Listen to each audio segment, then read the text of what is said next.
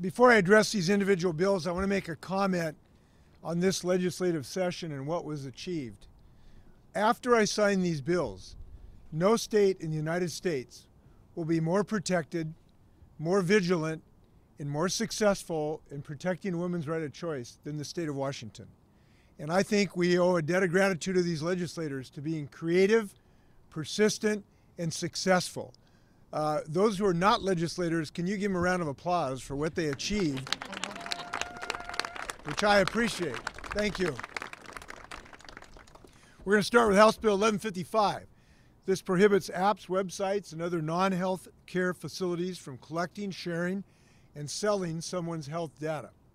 Called the Washington My Health, My Data Act, this bill addresses gaps that have allowed organizations to take advantage of consumers seeking reproductive or gender-affirming care.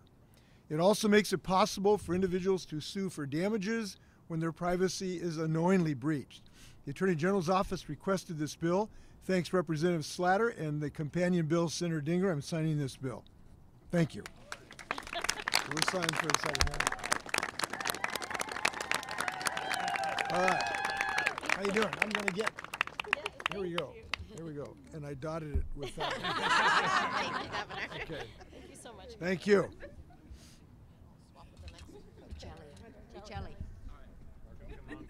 Richelli's next. Okay. Come on in. Put the 6'4" guy up. Okay, ready? Okay, we're for House Bill 1340. This bill strengthens protections for healthcare providers who offer abortion or gender-affirming care to their patients. This means healthcare providers who provide services to people in Washington will not experience licensing or disciplinary action brought by another state where those services are not legal. These extra protections for providers will ensure that they feel safe continuing to practice in Washington, which maintains strong access to these services for patients. I want to thank Senator Richelli for getting up at 3 o'clock this morning.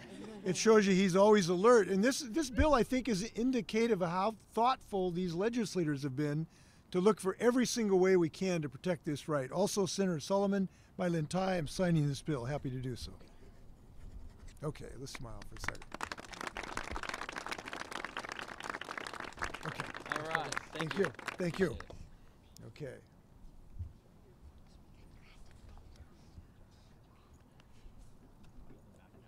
Hanson.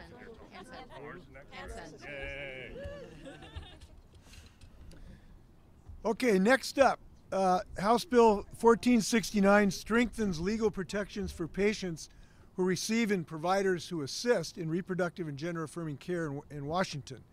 Other states may take and are taking draconian steps that attempt to punish people who are providing aid to people receiving abortions and gender-affirming care, but we will not stand for that in Washington State. Other states will not get access to witness and information they would use to persecute someone for providing a legal abortion in the state of Washington.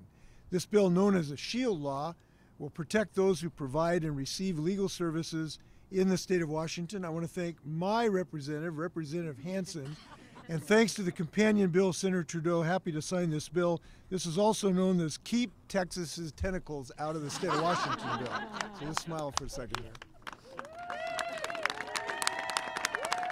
All right. All right. Here's my guy. Great job, Good job. constituent. Good job. Appreciate that. Good Thanks for your job. work. Thank you. Get out of here. Good job,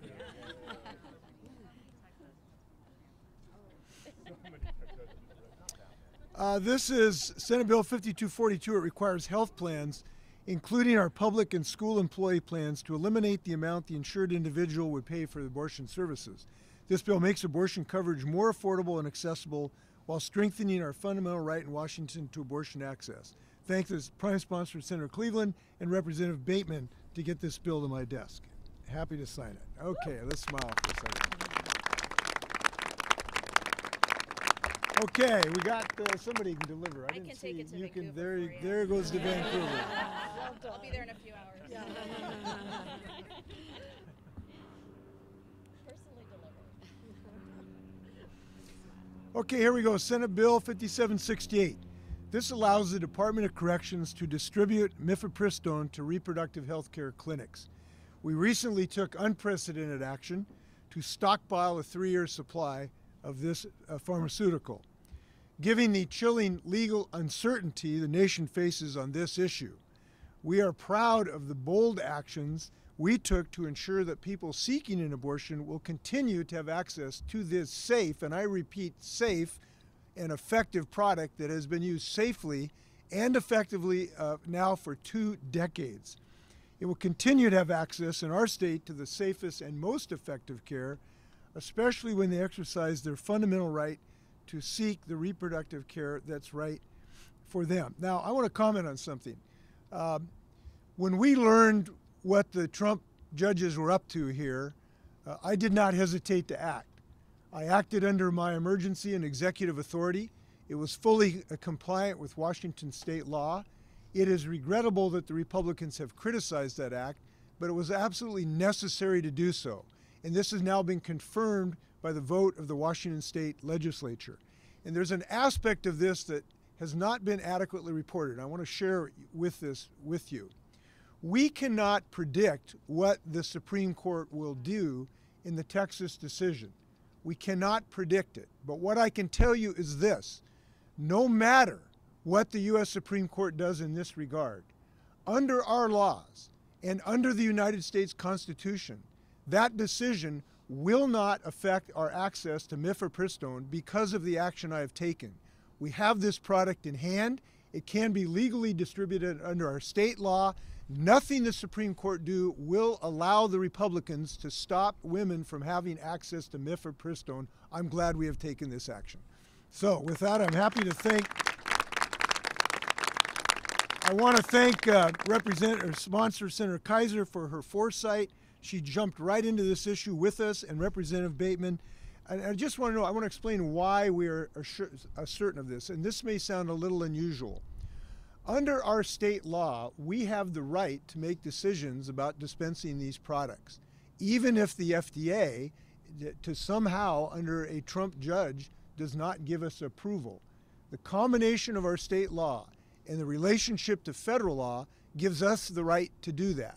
So I want to tell people that even if you're worried about Trump-appointed judges, and you should be, you will be able to have access to this product in the state of Washington. With that, I'm signing this bill. I'm glad we've taken action in the state of Washington. All right.